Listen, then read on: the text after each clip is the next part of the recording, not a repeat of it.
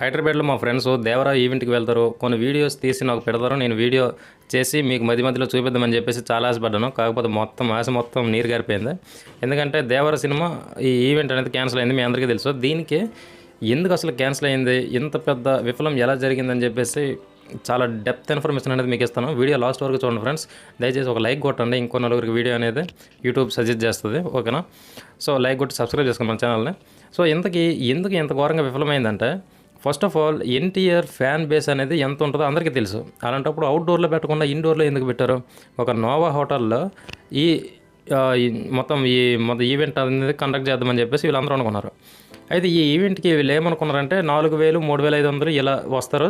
ఒకవేళ అప్రాక్సిమేట్గా ఒక 5,000 మంది వచ్చినా కానీ మనం మేనేజ్ చేసేయచ్చు అనుకున్నారు. కాకపోతే అక్కడ చూస్తే 30,000 మంది వచ్చి కూర్చున్నారు. సో ఈ 30,000 మందిని వీళ్ళు అదుపు చేయలేకపోయారు. సో ఆ చిన్న దీంట్లో 30,000 మంది పట్టడం చాలా కష్టం. సో వీళ్ళు ఏం చేశారంటే, అక్కడికి వచ్చి మాట్లాడడానికి ప్రముఖులు వస్తారు కదా, సినీ ప్రముఖులు. వాళ్ళకి వేసిన కుర్చీలో కూడా వీళ్ళు కూర్చోవడం విచ్చలవిడిగా మొత్తం చేస్తారు. అంటే ఇక్కడ అభిమానులతో కూడా లేదు. ఎవరికైనా ఎలా ఉంటుంది, మన హీరో వస్తున్నారంటే దగ్గర నుంచి చూడాలని చెప్పేసి చాలా చాలా కుతూహలంగా ఉంటుంది. సో వీళ్ళందరూ కూడా ఎప్పటి నుంచో బయట నుంచి వచ్చి హోటల్స్లో ఉండి ఆ ఈవెంట్ కోసం ఎదురు చూసిన వాళ్ళే. సో ఆ క్యూరియాసిటీ తట్టుకోలేక వెళ్ళిపోయి ఫుల్గా ఎంజాయ్ చేద్దామని చెప్పేసి ఎన్టీఆర్ అన్నని దగ్గర నుంచి చూద్దామని ఈ క్యూరియాసిటీతో వెళ్ళడం జరిగింది. ఇలా అయిపోయింది. సో ఎన్టీఆర్ గారు కూడా మొత్తం ఇక్కడ వెంటనే ఒక వీడియో చేసి నన్ను క్షమించండి, ఇలా జరిగిపోయింది, క్యాన్సిల్ అయిపోయింది. ఇక్కడ ఈవెంట్ మేనేజ్మెంట్ కూడా తప్పులేదు, వాళ్ళు ఎలా అనుకుని ప్లాన్ చేశారు అని చెప్పేసి చెప్పడం జరిగింది. అంటే ఎన్టీఆర్ అన్న మాటలు వింటుంటే ఇండైరెక్ట్గా గవర్నమెంట్ అనేది మాకు పర్మిషన్ ఇవ్వలేదు అవుట్డోర్లో పెట్టడానికి, అందుకే ఇలా ఇండోర్లో ఒక హోటల్లో పెట్టాల్సి వచ్చిందని చెప్పేసి ఇలా ఇండైరెక్ట్గా ఆయన చెప్పడం జరుగుతుంది.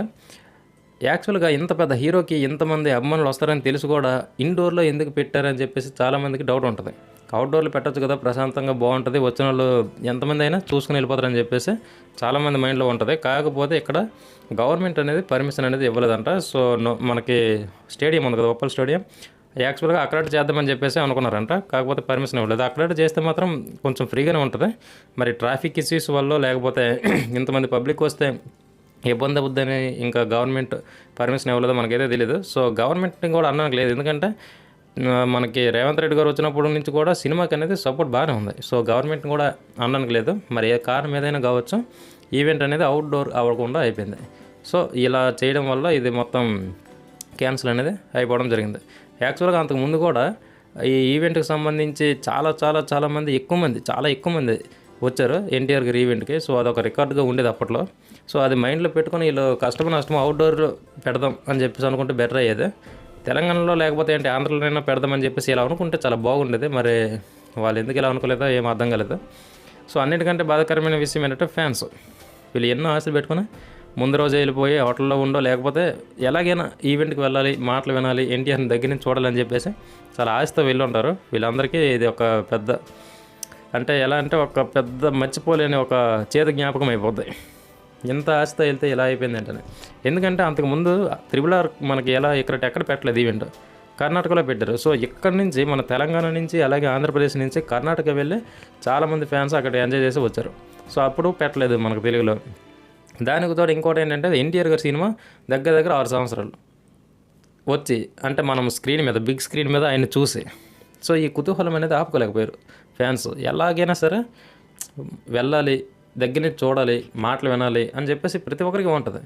సో నేను అలాగే ఆశపడ్డాను. మా ఫ్రెండ్స్ హైదరాబాద్లో ఉన్నారు, వాళ్ళు వెళ్తారు, వీడియోస్ కూడా తీస్తారు, ఆ క్లిప్స్ నాకు పంపిస్తారు, నేను మధ్యలో యాడ్ చేసుకుంటూ మా వాళ్ళందరికీ చెప్దామని చెప్పేసి చాలా ఆశపడ్డాను. కానీ మరి అవ్వలేదు అది. సో యాక్చువల్గా నైటే వీడియో చేద్దాం అనుకున్నా, కానీ కంప్లీట్ ఇన్ఫర్మేషన్ తెలియకుండా ఎప్పుడు వీడియో చేయకూడదు. సో అందుకే నేను మొత్తం తెలుసుకొని వీడియో చేయడం జరుగుతుంది.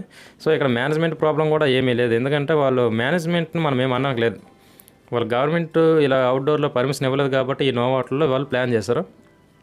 మహా అయితే ఒక 4,000 మంది ఇలా వచ్చినా కానీ పాసులు ఇచ్చేసిన వాళ్ళకి, పాసులు ఎవరైతే తీసుకున్నారో వాళ్ళు లోపలికి వస్తారు, మిగతా వాళ్ళందరూ బయట ఉండి మామూలుగా చూసి ఎంజాయ్ చేస్తారని చెప్పేసి వీళ్ళు అనుకున్నారు. ఒకటేసారి 30,000 మంది దాకా ఇలా వచ్చేసి ఇలా మొత్తం లోపలికి వస్తారని, పాసులు ఉన్నోళ్ళు లేనోళ్ళు మొత్తం వచ్చేస్తారని చెప్పేసి వాళ్ళు కూడా అనుకుని ఉండరు.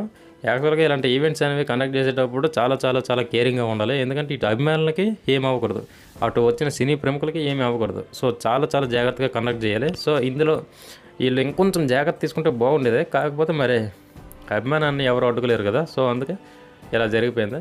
ఎన్టీఆర్ గారు కూడా మొత్తం నాకు ఎప్పటికప్పుడు ఫ్యాన్స్ని కలవాలి, వాళ్ళతో మాట్లాడాలి అని ఉంటుంది. కాకపోతే ఈసారి ఇలాగ అయిపోయింది, నన్ను క్షమించండి అని చెప్పేసి ఆయన చెప్పారు కూడా.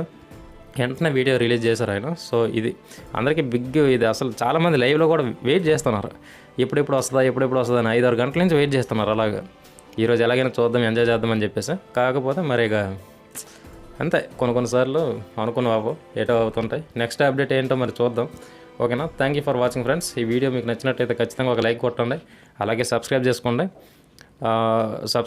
ఫ్రెండ్స్. ఎందుకంటే మంచి వీడియోస్ అనేవి వస్తుంటాయి మన దీంట్లో, పాడ్కాస్ట్ అలాగే ఫ్యాక్ట్ వీడియోస్ కూడా వస్తుంటాయి. సో ఖచ్చితంగా సబ్స్క్రైబ్ చేసుకొని ఒక లైక్ అయితే కొట్టండి. జై ఎన్టీఆర్ అని కింద కామెంట్ చేయండి. Thank you for watching. Have a great day. అందరూ ఆనందంగా ఉండండి. Thank you.